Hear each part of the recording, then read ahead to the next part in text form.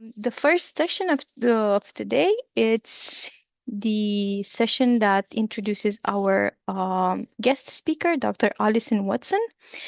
She's the head of the ASEAN Fall Armyworm Action Plan Secretariat, and she will present us some global perspectives on the fall armyworm management. And actually, she has sent us a video recording. Allow me a few moments so I can play the recording. I think Dr. Allison is also in the meeting today, so if you have any questions after the presentation, feel free to ask.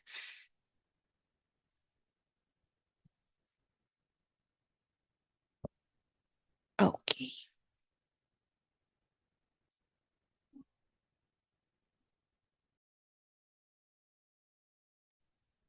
Okay.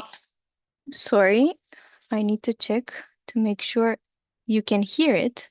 Apologies.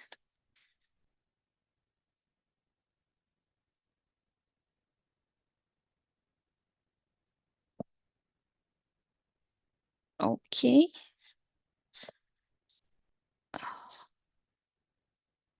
Good morning, I'm Alison Watson, It should and work now. I'm very pleased to have the opportunity to share the experiences over the last 5 years from the development and implementation of the ASEAN Fall Armyworm Action Plan.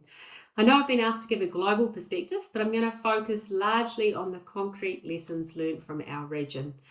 I'd like to acknowledge first the generous support of the Department of Foreign Affairs and Trade of Australia, who have funded this ASEAN strategy from the very start, as well as the ASEAN Secretariat and the chair of the ASEAN Fall Armyworm Task Force from the Ministry of Agriculture and Environment of Vietnam. And I'd also like to say a big thanks for the support and input from Dr. Wee-Tek Tay and the genomics team at CSIRO, which are critical components of this work. Today I'm going to concentrate on 12 key takeaways from the last 5 years of collaboration.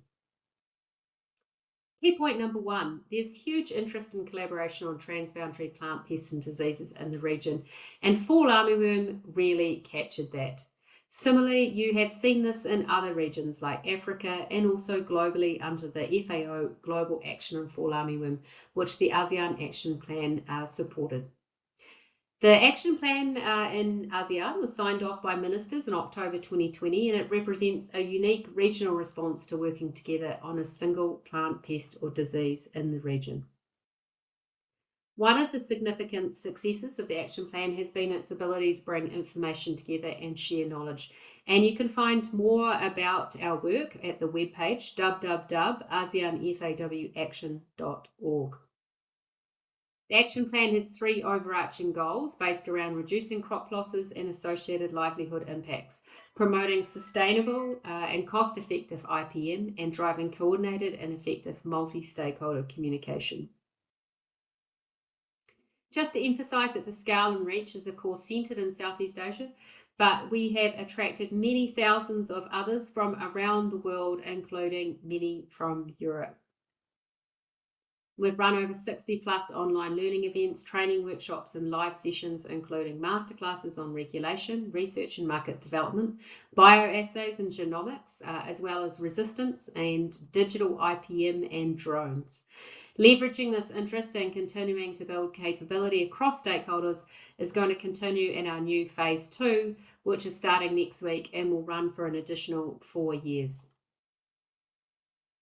Key point number 2, transboundary collaboration is just common sense for managing a transboundary pest, but as part of this, it's very important to obtain a fundamental understanding about fall armyworm populations and their movement and spread. And this is also important for Europe. What we see from the work by Tek Tay and colleagues in this picture is that populations were moving multi-directionally between countries in Southeast Asia, as indicated by the arrows.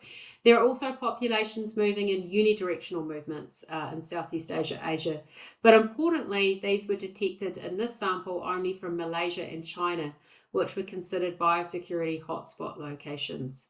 The phylogeny, by and large, has showed localized population clusters according to geographic locations. China and India with quite separate populations from other parts in Asia. Australia has multiple origins from Southeast Asia, and Southeast Asia fall armyworm populations were considered ancestral to East Africa and some West African populations. So we know it was in Southeast Asia, or Fall Armyworm was in Southeast Asia a long time before 2019. There are photos as far back as 2009 in Vietnam in Hanoi. We know Fall Armyworm was in Indonesia well before it was officially reported in 2019. So what we really need to do is to start challenging ourselves to understand more about the spread of Fall Armyworm and how much is also facilitated by trade, because we think trade may be a lot more important than first thought, and it's obviously therefore something also that we can actually address more strongly in the future, particularly when we think about stopping or slowing down the spread of other invasives that we don't want across the region to get a hold in these countries.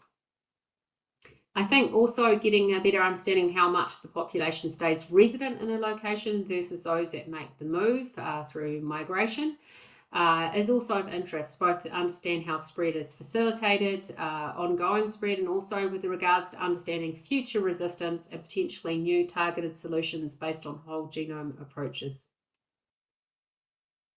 Fundamentally, though, we need to move on from outdated single markers work and develop a better understanding globally of what is happening. And that's something we're keen to do in our next phase with partners, including European partners, but also partners back in the native range of the Americas. And we need to stop using this outdated type of map to explain the introduction of Fall Armyworm globally. Key point number 3, and we all know this, particularly in the ideal tropical environment of Southeast Asia, but Fall Armyworm is here to stay. Despite that, we still have some pretty big knowledge gaps. And for example, we need to know more about why some locations are particularly hotspot locations within countries with very high damage. So that we can even start to predict more easily certain conditions, weather, maize varieties, humidity, geographic constraints, deforestation, other interactions with pests, for example, with Asian corn borer, along with farmer behaviours that drive outbreaks.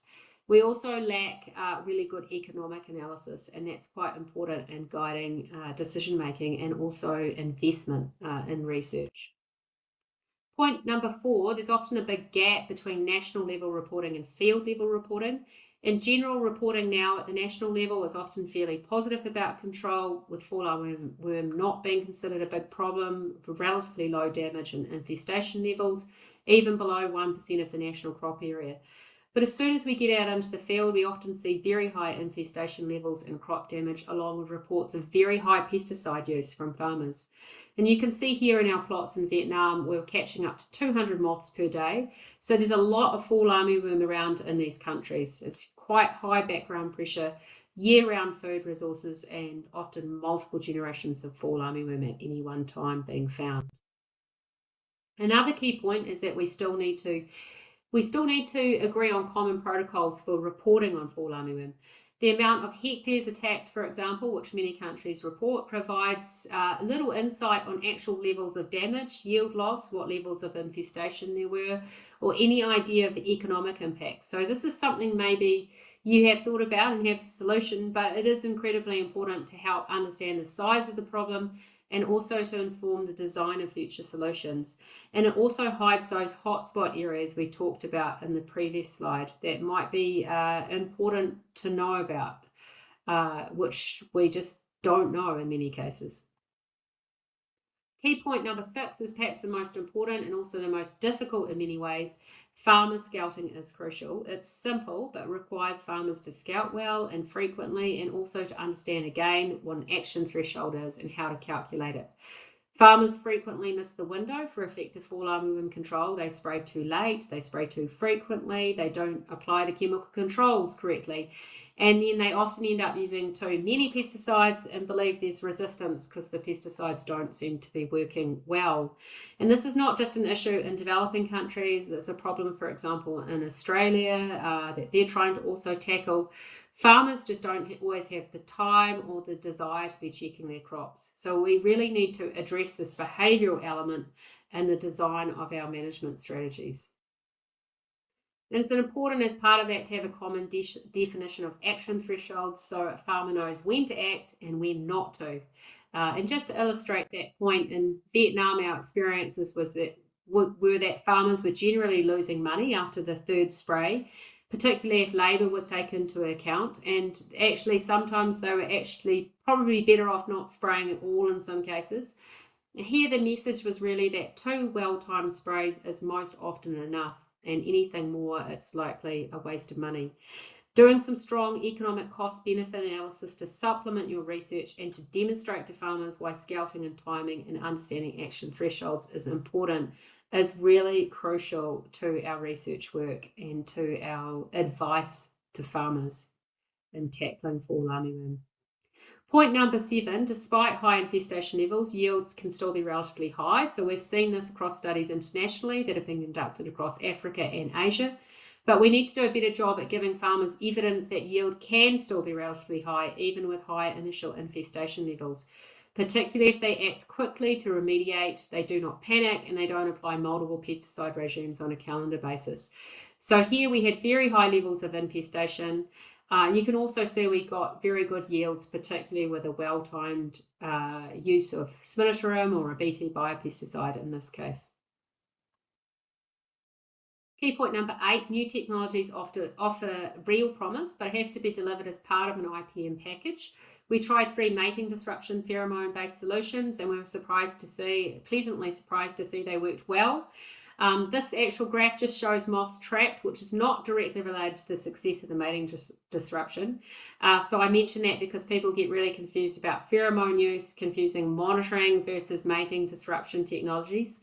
So you do need a strong education element when introducing new solutions, and the need for new solutions to be easy to use and affordable. The other important point is that we tend not to explain how important good agricultural practices are to fall armyworm control and in strengthening resilience in our crop systems as a whole.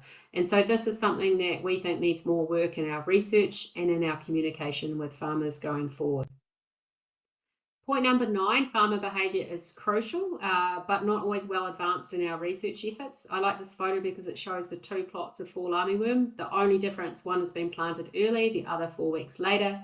And fall armyworm has done a lot of damage on the later planted crop. And these management practices like planting early, not staggering planting across the season, robust scouting are crucial. A lot of research in Indonesia, for example, has also shown the importance of forestry around the edges of crops as a place for natural enemies and parasitoid diversity.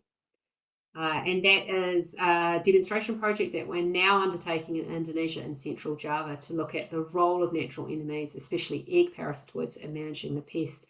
And I'd be keen to share the results of that as we have them later in the year with you all. Point number 10 is that women and men are important stakeholders in managing fall armyworm. This graph here just shows in pink what women say they do in maize production and fall armyworm management, and the blue is what men say women do. So men tend to underestimate women's involvement, which is actually considerable. And so this is really important to build into your research if you want to be working with and influencing farmers to manage fall armyworm more effectively. So the simple question is always, are you talking to women farmers, and what are you hearing, and how are you building that into your research? Point 11 is that working together is critical for unlocking new knowledge. And here I want to share the research we're doing across Southeast Asia and South Asia with the support of the government of South Korea. And early results are starting to emerge, but fundamentally we're building up a bigger picture based on full genome approaches of fall armyworm populations across the greater region, and also identifying new biocontrol solutions as well. And as part of that, we're starting to see some unusual results, which will potentially show selection and progress over a relatively short 4 years with evidence of populations diverging, which Tech and the team are now analysing in depth. Point 12, the fall armyworm shows us we need to be smarter at working together to prevent and manage transboundary pests, which is why we're launching phase 2 of the action plan shortly in the next few weeks. There are other next bad invasives waiting to come across the region, and we also really need to understand and manage resistance as well as identify new solutions to help manage these new pests in environmentally sustainable ways. We want to be ahead of the game on invasives like Spodoptera littoralis, which we know is already in India. We'll also soon be launching our next focus pest, which is the tomato leaf miner. As you know, in Europe, this pest is very difficult to manage with extremely high resistance and always requires a combination of strategies as part of an IPM toolbox. So we're very keen to identify partners in Europe to be part of this initiative and actually share your knowledge in dealing with this invasive pest. This is going to be combined with an underlying genomics approach to assess populations, movement patterns, and also to identify new biocontrol options. Which brings me to my last slide. Next steps. I wish you best luck in the development and the implementation of your own Fall Armyworm regional response. A summary of the last 5 years of actions from our work is going to be published next week, and I'm happy to share that with you and the team. You'll be most welcome to join our upcoming sessions, which outline the research efforts from the projects that are drawing to a close this year on genomics, biocontrol, and parasitoids. And we'd also welcome working with institutions on new invasives and pesticide reduction under our next Phase 2 ASEAN Bioinnovation and IPM Action Plan. I'd just like to thank you for inviting me to speak, and I wish you all the best in your efforts. Thank you.